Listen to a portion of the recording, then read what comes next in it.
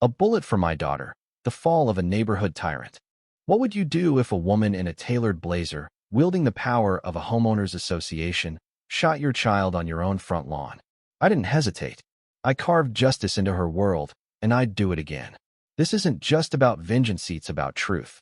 Margaret Hensley thought she could rule our street with fear, twisting rules to crush anyone who dared defy her. But that day, she was the one who screamed. I watched them drag her away, bloodied and broken, while my hands still reeked of gunpowder. My name is Thomas Reed, and this is how I brought down a tyrant. I'm no stranger to violence. I spent 2 decades in the Marines, dodging bullets in deserts where the air burned your lungs. When I retired, I craved quiet. Not wealth, just a patch of grass for my daughter, Lily, to play on, a porch for my morning coffee, and a sky free of smoke.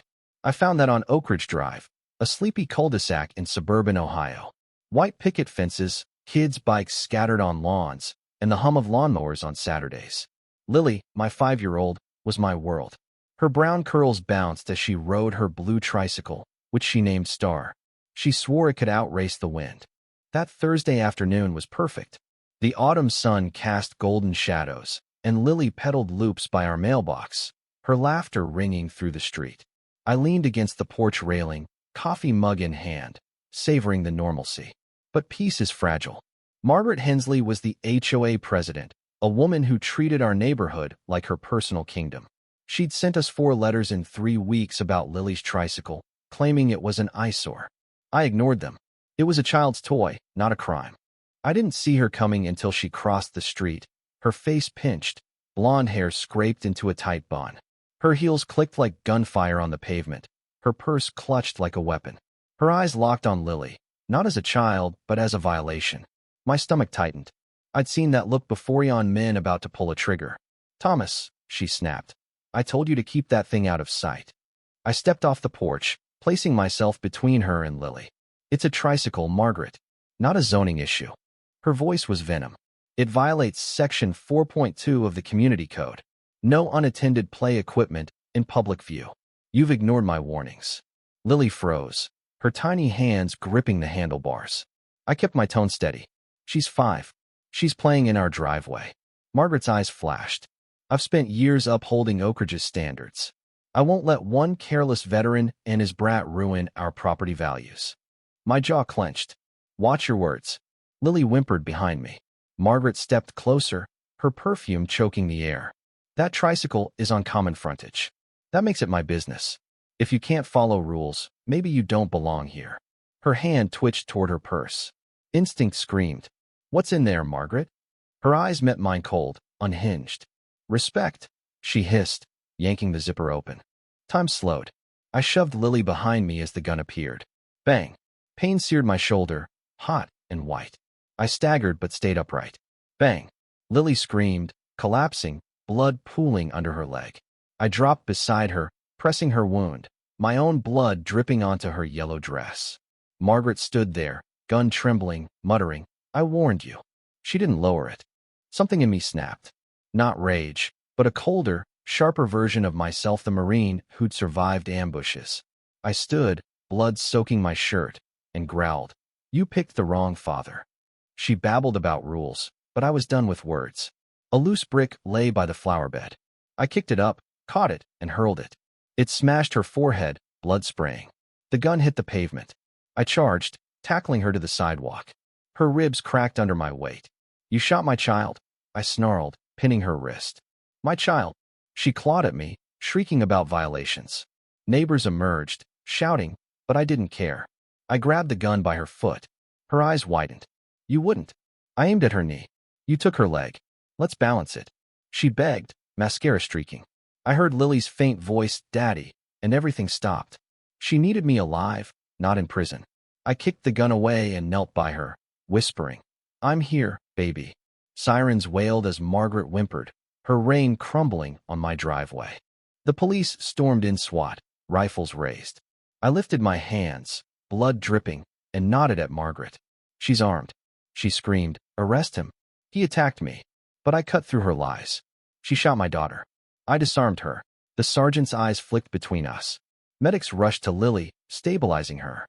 Margaret was cuffed, still wailing about her title. I rode with Lily to the hospital, her tiny hand in mine. My shoulder burned, but her pale face hurt worse. Lily survived surgery, but her leg would never be the same. I sat by her bed, her whispers breaking me. Margaret, though, walked free the next day. I saw her on TV, in sunglasses and a cardigan, her lawyer spinning it as a misunderstanding. She'd spent one night in a cell while Lily fought for her life.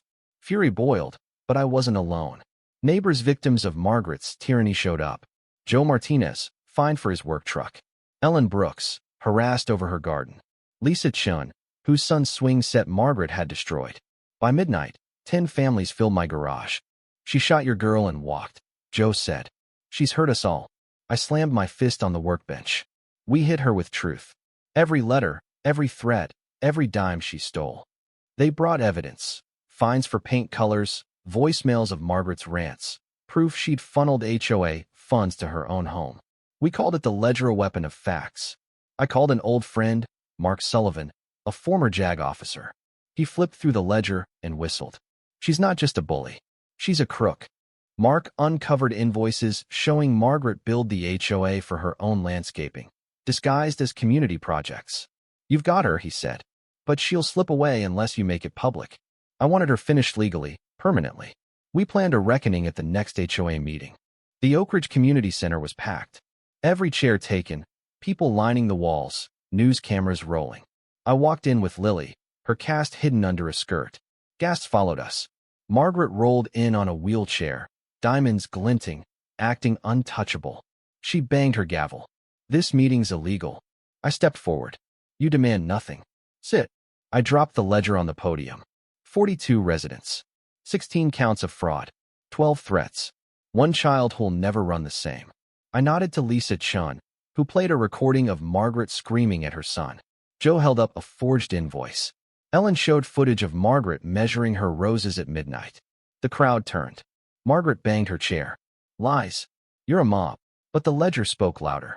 Mark stood, placing a legal envelope on the table. Civil suit. Fraud, harassment, attempted murder. He stared at Margaret's lawyer. Tell her to shut up. I moved to remove Margaret from the HOA, ban her forever, and refer the ledger to police. The vote was unanimous, save her trembling hand. Officers entered, cuffs ready. Margaret Hensley, you're under arrest. She screamed as they dragged her out. Lily squeezed my hand and smiled. Margaret's empire collapsed. She sat in a cell, her wealth and title gone. The court stripped her of everything, her home, her savings, her right to ever hold power again. Lily healed, her laughter returning. We held a block party on Oak Ridge, kids playing, guitars strumming. Ellen leaned in. You didn't just save Lily. You saved us all.